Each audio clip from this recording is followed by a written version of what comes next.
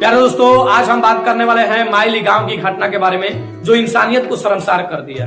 और इस घटना को समझने से पहले हमें इतिहास में पीछे जाना होगा।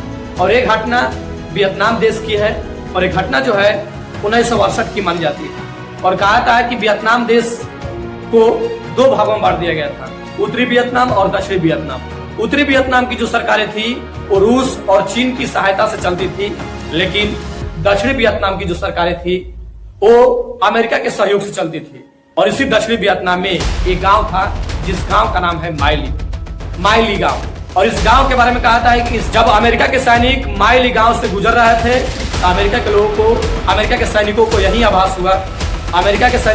आभास हुआ कि इस गांव में अमेरिका के विरोध करने वाले लोग भी रहते हैं। और क्या किए कि अमेरिका के सैनिकों ने उस गांव को चारों तरफ से घेर दिया।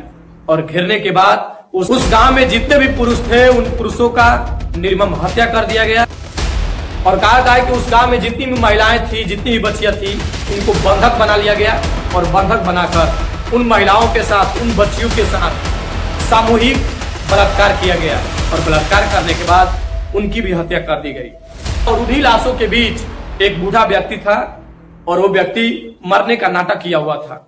और कहा जाता है कि जब अमेरिका के सैनिक उस गांव से गुजर रहे थे लोग, तो उस गांव में चारों तरफ से आग लगा दिया गया, साबुत मिटाने का प्रयास किया गया।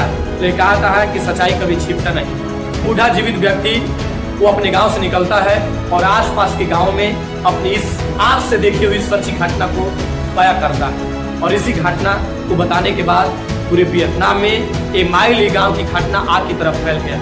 और यानी कि दुनिया में ये घटना बहुत चर्चित होता है।